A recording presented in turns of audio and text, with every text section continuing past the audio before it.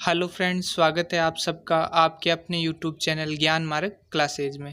Friends, हमारा topic चल रहा था चौहान वंश, जिसमें हमने पिछले वीडियो में सांबर या शाकंभरी के चौहान की पूरी जानकारी पढ़ी थी। और आज इस वीडियो में अजमेर के चौहान की, जो अजमेर का चौहान वंश है, इनकी पूरी जानकारी पढ़ेंगे। ये हमारा चौहान वंश का पार्ट 2 है और ये वीडियो आपके लिए राजस्थान कंपटीशन का कोई भी एग्ज़ाम दोगे, जैसे आरएएस है, रीट है, फर्स्ट ग्रेड है, पटवारी है, Rajasthan police, high court, LDC या कोई भी राजस्थान की प्रतियोगी परीक्षा है, उसमें ये बहुत ही महत्वपूर्ण साबित होगा। तो चलिए फ्रेंड्स, शुरू करते हैं। चौहान वंश का वृक्ष। तो चौहान वंश की जो मूल शाखा थी वो थी सांबर में। सांबर है वो जयपुर के आसपास का एरिया है। यहाँ पर चौहान वंश की शाखा हुई थी। जो मूल शाखा थी उसको कहते थे शाकंभरी के चौहान। और यहाँ पर शाकंभरी के चौहान वंश का संस्थापक था वासुदेव चौहान। वासुदेव चौहान ने 551 ईस्वी में चौहान वंश की स्थापना की थी। किस शिलालेख के अनुसार? बिजोलिया शिलालेख के अनुसार। ये मैंने पिछले वीडियो में आपको बताया था कि वासुदेव चौहान ने 551 ईस्वी में सांबर झील का निर्माण भी करवाया था और चौहान वंश की स्थापना भी की थी। ये थे शाकंभरी के चौहान। ये चौहान वंश की मूल शाखा है और वासुदेव चौहान को चौहान वंश का मूल पुरुष और आदि पुरुष भी कहा जाता है। इसके बाद में चौहान वंश की शाखा है वो दो भागों में विभाजित हो गई, जिसमें से एक शाखा थी नाडोल के चौहान। नाडोल है पाली में, वर्तमान में नाडोल पड़ता है पाली में। और दूसरी शाखा थी वो थी अजमेर के चौहान। तो नाडोल में जो चौहान वंश का संस्थापक था वो था लक्ष्मण चौहान। लक्ष्मण चौहान को लाखा भी कहते हैं या लाखन सिंह भी कहते हैं। इसने 960 ईस्वी में नाडोल में चौहान वंश की स्थापना की थी और अपनी कुल देवी आशापुरा माता का मंदिर बनवाया था। फ्रेंड्स, एग्जाम में पूछा जा सकता है कि आशापुरा माता का मंदिर कहाँ पर है। तो आशापुरा माता का मंदिर नाडोल पाली में है और निर्माण करवाने वाला कौन है? लक्ष्मण चौहान। इसने 960 ईस्वी में नाडोल में चौहान वंश की स्थापना की तथा आशापुरा माता का मंदिर बनवाया था। इसके अलावा जो दूसरी शाखा थी चौहान वंश की वो थी अजमेर के चौहान। और यहाँ पर अजमेर के चौहान का संस्थापक था अजय राज। अजय राज ने 1113 ईस्वी में अजमेर में चौहान वंश की स्थापना की थी। तो ये दो शाखाएं हो गई, नाडोल के चौहान और अजमेर के चौहान। इसके बाद में जो नाडोल की शाखा थी चौहान वंश की, इसकी 3 शाखा आगे और विभाजित हो गई, जिसमें से एक शाखा थी जालोर के चौहान, एक थे सिवाना के चौहान और जो तीसरे थे वो थे बूंदी के हाड़ा चौहान। जालोर के चौहान को सोनगरा चौहान भी कहते हैं और बूंदी के चौहानों को हाड़ा चौहान कहते हैं। तो जालोर में जो चौहान वंश का संस्थापक था वो था कीर्तिपाल। कीर्तिपाल को मुणोत नैणसी नाम का एक जोधपुर राज्य का कवि था, उसने कीर्तिपाल को कहा कि तू एक महान शासक। किसने कहा था? मुणोत नैणसी ने कहा था। तो जालोर में चौहान वंश का संस्थापक है कीर्तिपाल। और कीर्तिपाल ने जालोर में चौहान वंश की स्थापना कब की थी? इसने की थी 1183 ईस्वी में। 1183 ईस्वी में कीर्तिपाल ने जालोर में चौहान वंश की स्थापना की थी। तो ये आपको ध्यान रखना है। इसके बाद में जो जालोर के बाद में चौहान वंश की शाखा हुई थी वो थी सिवाना के चौहान। सिवाना बाड़मेर में है और यहाँ पर जालोर वाले चौहान ही थे, अलग से कोई संस्थापक है नहीं यहाँ का। इसके बाद में जो चौहान वंश की तीसरी शाखा थी वो थे बूंदी के हाड़ा चौहान। यानी जो जालोर के चौहान है उनको कहते सोनगरा चौहान और बूंदी के चौहान है उनको कहते हाड़ा चौहान और सिरोही के चौहान है इनको कहते थे देवड़ा चौहान। तो चौहानों की अलग अलग शाखा थी। कौन कौन सी? जालोर में कहलाते थे सोनगरा चौहान, बूंदी में कहलाते हाड़ा चौहान, सिरोही में कहलाते देवड़ा चौहान। तो जो बूंदी है, बूंदी में चौहान वंश का संस्थापक था देवा या देवन सिंह। इसने 1243 ईस्वी में चौहान वंश की स्थापना की थी। 1243 ईस्वी में चौहान वंश की स्थापना करने वाला है। और इसके बाद में जालोर से एक चौहान वंश की अलग से शाखा बनी थी, वो थे सिरोही के चौहान। और सिरोही के चौहान वंश का संस्थापक है वो लूम्बा माना जाता है और सिरोही के चौहान वंश को देवड़ा चौहान भी कहा जाता है। सिरोही के चौहानों को कहते हैं देवड़ा चौहान। तो ये ध्यान रखना। जालोर के चौहानों को कहते हैं सोनगरा चौहान, बूंदी के चौहानों को कहते हैं हाड़ा चौहान। तो इन चौहानों की अलग अलग शाखा है, अलग अलग नाम है, ये आपको याद रखना है। इसके बाद में जो अजमेर की चौहान वंश की शाखा थी, इससे एक नई शाखा का जन्म हुआ, वो थे रणथंभौर के चौहान। और रणथंभौर में चौहान वंश का संस्थापक था गोविंदराज, जो पृथ्वीराज चौहान तृतीय का पुत्र था।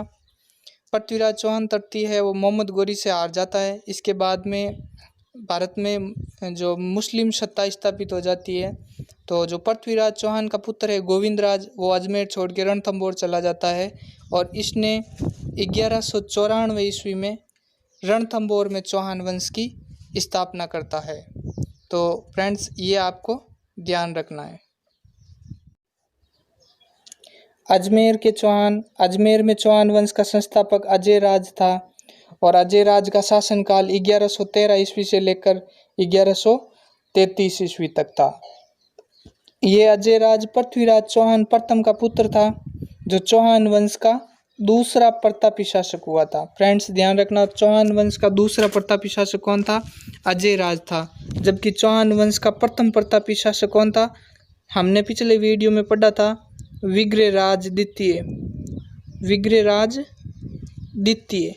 ये विग्रहराज द्वितीय है, वो चौहान वंश का प्रथम प्रतापी शासक था। जबकि चौहान वंश का दूसरा प्रतापी शासक कौन हुआ था? अजय राज हुआ था। तो इन दोनों क्वेश्चनों को आप ध्यान रखना है। अजय राज के शासनकाल को चौहान साम्राज्य का निर्माण काल भी कहते हैं। आपको पूछा जा सकता है चौहान साम्राज्य का निर्माण काल किस शासक के शासनकाल को कहते हैं? तो अजय राज के शासनकाल को चौहान साम्राज्य का निर्माण काल कहते हैं। ये चौहान वंश का प्रथम शासक था जिसने चांदी के सिक्के चलवाए थे। ध्यान रखना, चांदी के सिक्के चलवाने वाला कौन था? अजय राज था। और उन सिक्कों पर क्या नाम लिखा है? अजय देव व अजय पीर्य द्रमश नाम लिखा हुआ है। इसके अलावा इन सिक्कों पर अजय राज की रानी सोमलवती या सोमलेखा का नाम भी मिलता है। तो फ्रेंड्स, ध्यान रखना, ये सोमलवती या सोमलेखा राजस्थान की पहली रानी है जिसके नाम पर सिक्के चलवाए गए। तो ये भी आपको ध्यान रखना है। अजय राज ने 1130 ईस्वी के आसपास अपने पुत्र अर्णोराज को राज्य का भार सौंपकर पुष्कर, जिसको कोंकण तीर्थ कहते हैं, कोंकण तीर्थ के पास तपस्या करने के लिए चला गया। तो ये अर्णोराज को अपने राज्य का भार सौंप दिया अपने पुत्र को और स्वयं में वो पुष्कर चला गया तपस्या करने के लिए। अजय राज ने 1113 ईस्वी में अजमेर बसाकर उसे अपनी राजधानी बनाया तथा बीठली पहाड़ी, जो बीठली नामक पहाड़ी है, उस पर अजय मेरू दुर्ग का निर्माण करवाया था। तो अजमेर की स्थापना करने वाला भी अजय राज है। अजय राज ने अजमेर की स्थापना कब की थी? 1113 ईस्वी में की थी। इनके बाद में इनका पुत्र शासक बनता है जिनका नाम होता है आनाजी या अर्णोराज। अर्णोराज को आनाजी भी कहते थे, जिनका अर्णोराज नाम था। इनका शासनकाल है 1133 से लेकर 1150 ईस्वी तक इनका शासनकाल रहा था। तो इनका राज्याभिषेक 1133 ईस्वी में हुआ था, अजमेर में हुआ था। फ्रेंड्स, ध्यान रखना, अलग अलग बुक में शासनकाल है वो थोड़ा अलग अलग मिलता है, लेकिन ये जो मैं आपको बता रहा हूँ वो ऑथेंटिक बता रहा हूँ। जो राज्य सरकार की किताबें हैं उनके अंदर जो लिखा गया है वो मैं आपको यहाँ पर बता रहा हूँ। तो आनाजी का शासनकाल हो जाएगा 1133 ईस्वी से 1150। 1133 ईस्वी में इनका राज्याभिषेक हुआ था अजमेर में और 1134 में सिद्धराज जयसिंह ने अजमेर पर आक्रमण कर दिया। ये गुजरात का शासक था सिद्धराज जयसिंह, इसने अजमेर पर आक्रमण कर दिया 1134 ईस्वी में, किंतु अर्णोराज ने उसे परास्त कर दिया। अर्णोराज ने इसको पराजित कर दिया। बाद में ये जो चालुक्य वंश का शासक था जयसिंह, जो सिद्धराज जयसिंह था, वो चालुक्य वंश का राजा था। इसने संधि कर ली थी अर्णोराज के साथ में और अपनी पुत्री काचन देवी का विवाह अर्णोराज के साथ करवा दिया था और संधि कर ली।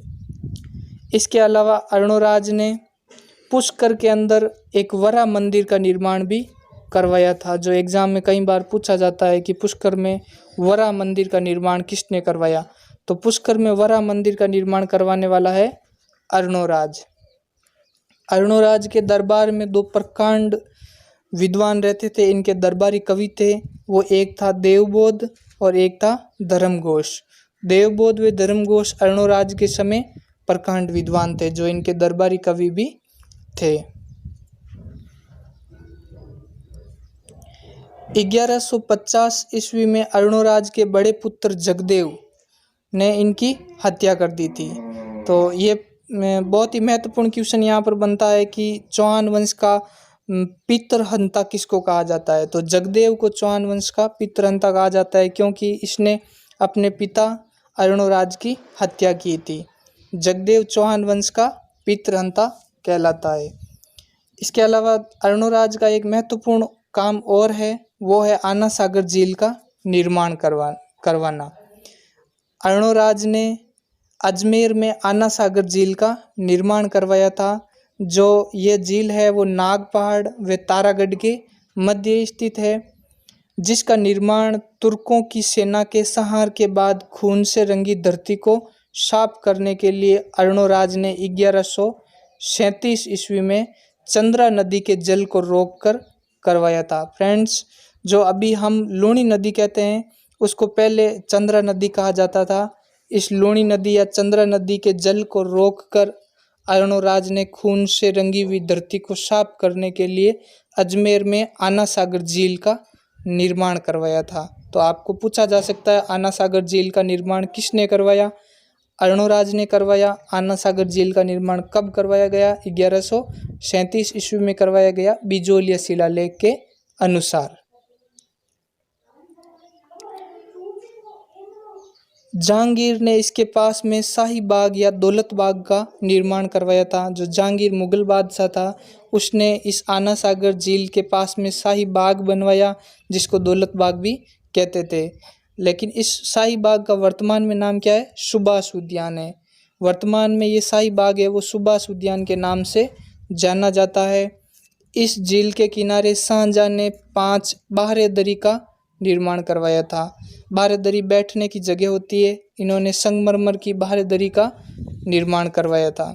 तो आपको पूछा जा सकता है कि आना सागर झील के किनारे 5 बाहरेदरी का निर्माण किसने करवाया? तो वो करवाने वाला है शाहजहां। सुभाष उद्यान में नूरजहां, जो नूरजहां कौन थी?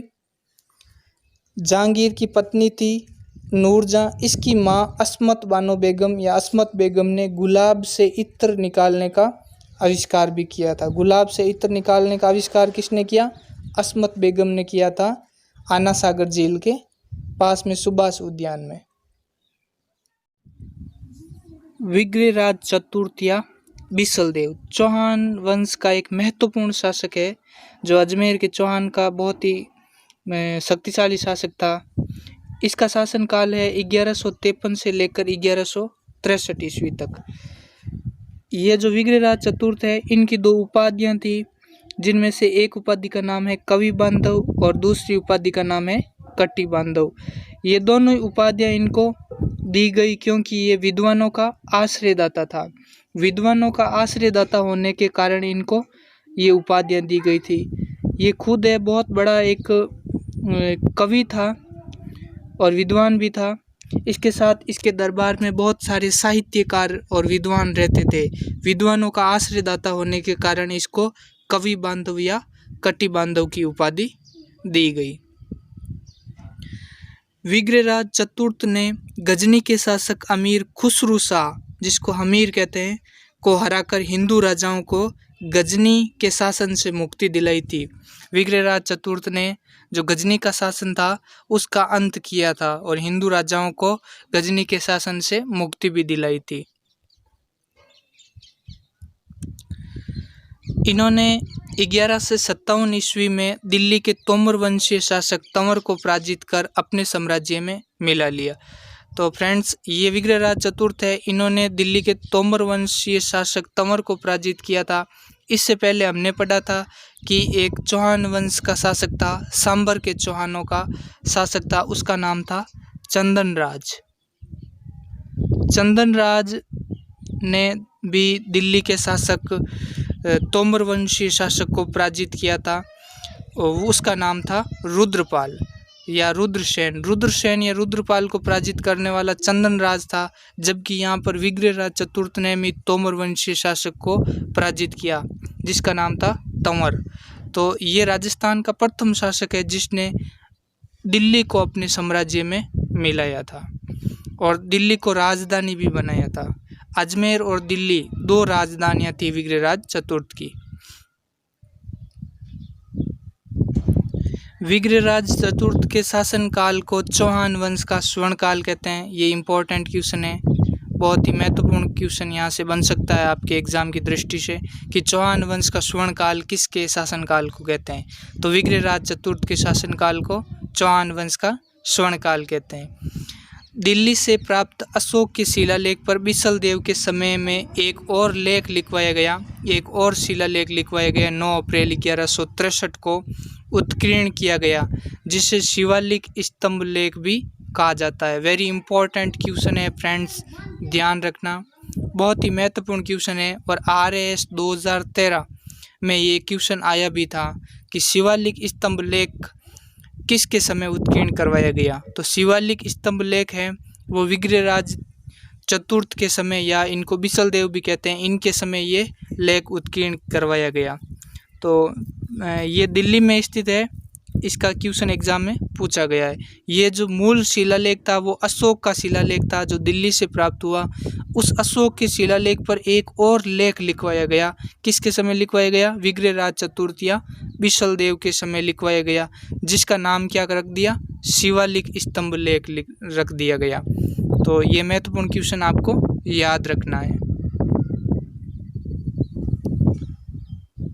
इस शिलालेख के अनुसार बिसल देव ने देश से मुसलमानों का सफाया कर दिया तथा अपने उत्तराधिकारियों को आदेश दिया कि वे मुसलमानों को अटक नदी के उस पार तक सीमित रखें।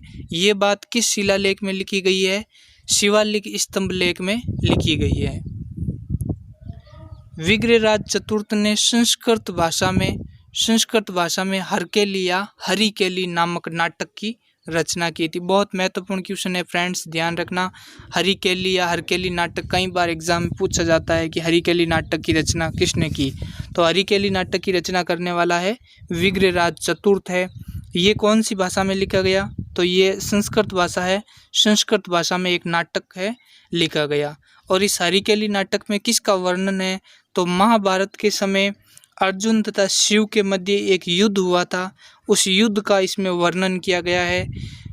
एक बार क्या हुआ था, अर्जुन को बहुत ज़्यादा घमंड हो गया, तो अर्जुन के घमंड को तोड़ने के लिए भगवान शिव ने एक शिकारी का रूप धारण किया और अर्जुन को पराजित किया था। तो ये जो सारी घटनाक्रम है, इस घटनाक्रम का वर्णन मिलता है हरकेली या हरिकेली नाटक में।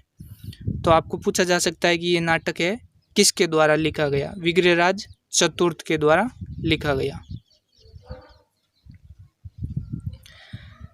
हरिकेली नाटक की कुछ पंक्तियां ढाई दिन के झोंपड़े में, ढाई दिन का झोंपड़ा अजमेर में है जिसका निर्माण कुतुबुद्दीन ऐबक ने करवाया, इसके ऊपर भी लगी हुई है। तथा ब्रिस्टल जो इंग्लैंड में है, ब्रिस्टल इंग्लैंड में स्थित राजा राम मोहन राय के स्मारक पर भी इस हरिकेली नाटक की कुछ पंक्तियां हैं वो उत्कीर्ण हैं। तो ये भी ध्यान रखना है। इसके अलावा देखो फ्रेंड्स, विग्रहराज चतुर्थ के दरबार में दो महत्वपूर्ण कवि रहते थे जो इनके दरबारी कवि थे। उसमें से एक का नाम था सोमदेव।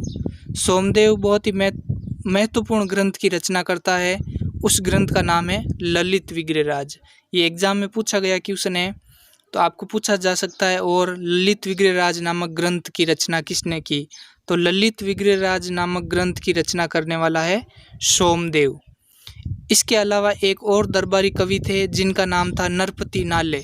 नरपति नाले ने एक और ग्रंथ लिखा, उसका नाम है बिसल देव रासो। बिसल देव रासो नामक ग्रंथ लिखने वाला है नरपति नाले, और ललित विग्रहराज नामक ग्रंथ लिखने वाला है सोमदेव। तो ये दोनों ही कौन थे? विग्रहराज चतुर्थ के दरबारी कवि थे। तो इन दोनों को आपको ध्यान में रखना है। नेक्स्ट फ्रेंड्स, ढाई दिन का झोंपड़ा हम पढ़ रहे हैं। ढाई दिन के झोंपड़े की जो भी महत्वपूर्ण फैक्ट है वो यहाँ पर हम पूरे क्लियर करेंगे। विग्रहराज चतुर्थ ने 1153 में संस्कृत पाठशाला का निर्माण करवाया। यानी विग्रहराज चतुर्थ है, उसने 1153 ईस्वी में अजमेर में किसका निर्माण करवाता है? ये एक संस्कृत पाठशाला का निर्माण करवाता है। कहाँ पर करवाता है? अजमेर में। फिर क्या होता है? 1194 ईस्वी में मोहम्मद गोरी का गुलाम होता है कुतुबुद्दीन ऐबक। कौन होता है? कुतुबुद्दीन ऐबक मोहम्मद गोरी का गुलाम होता है या मोहम्मद गोरी का दास होता है, जो यहाँ पर इसका शासन होता है दिल्ली पर, भारत में। तो इसने इस संस्कृत पाठशाला को क्या करवा दिया? तुड़वा दिया। कुतुबुद्दीन ऐबक ने इसे तुड़वा कर ढाई दिन का झोंपड़ा नामक मस्जिद है का निर्माण करवाया। तो इसी संस्कृत पाठशाला को तोड़कर ढाई दिन के झोंपड़ा नामक मस्जिद बनाई गई, जो राजस्थान की क्या है? राजस्थान की प्रथम मस्जिद है। फ्रेंड्स, आपको पूछा जा सकता है कि राजस्थान की प्रथम मस्जिद कौन सी है? तो राजस्थान की प्रथम मस्जिद है ढाई दिन का झोंपड़ा, जिसका निर्माण करवाने वाला कौन है? कुतुबुद्दीन ऐबक है। इसकी जगह पहले क्या था? तो पहले ढाई दिन के झोंपड़े की जगह संस्कृत पाठशाला थी, जिसका निर्माण करवाने वाला कौन था? विग्रहराज चतुर्थ था। ये ढाई दिन का झोंपड़ा है, इसमें 16 खंभे लगे हुए हैं, इसलिए इसको 16 खंभों का महल भी कहा जाता है। तो ये भी आपको ध्यान रखना है। नेक्स्ट है कर्नल जेम्स टोड, जो राजस्थान के इतिहास के जनक है, राजस्थान के इतिहासकार। वो कर्नल जेम्स टोड ने ढाई दिन के झोंपड़े को क्या कहा? हिंदू शिल्प कला का प्राचीनतम व पूर्ण परिष्कृत नमूना कहा है। किसने कहा है?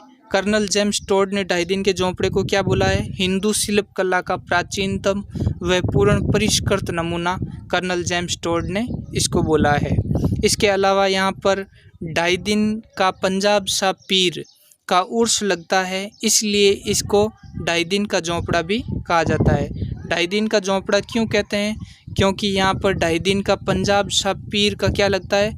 उर्स लगता है, मेला लगता है, इसलिए इसको ढाई दिन का झोंपड़ा कहा जाता है। इसके अलावा विग्रहराज चतुर्थ ने टोंक जिले के राजमहल गांव में बिसल सागर तालाब का निर्माण भी करवाया था। आपको पूछा जा सकता है कि बिसल सागर तालाब का निर्माण कराने वाला शासक कौन था? तो बिसल सागर तालाब का निर्माण कराने वाला शासक था विग्रहराज चतुर्थ। एक कवि था और उस कवि का नाम था किलहॉर्न। कवि का नाम क्या था? किलहॉर्न नामक कवि था। इस कवि ने विग्रहराज चतुर्थ के बारे में प्रशंसा करते हुए एक पंक्ति कहता है। वो पंक्ति है कि वह उन हिंदू शासकों में से एक व्यक्ति था जो कालिदास और भवभूति की होड़ कर सकता था। होड़ यानी बराबरी कर सकता था। यानी विग्रहराज चतुर्थ है वो उन हिंदू शासकों में से एक व्यक्ति था जो कालिदास और भवभूति जैसे महान जो साहित्यकार थे, महान कवि थे, उनकी ये बराबरी करने में सक्षम था। ये बात कौन कह रहा है? ये कह रहा है किलहॉर्न नाम का कवि है, जो विग्रहराज चतुर्थ की प्रशंसा में ये पंक्ति बोलता है।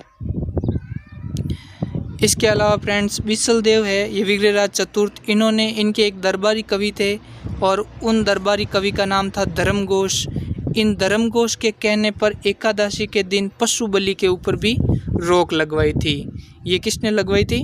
विग्रहराज चतुर्थ ने लगवाई थी।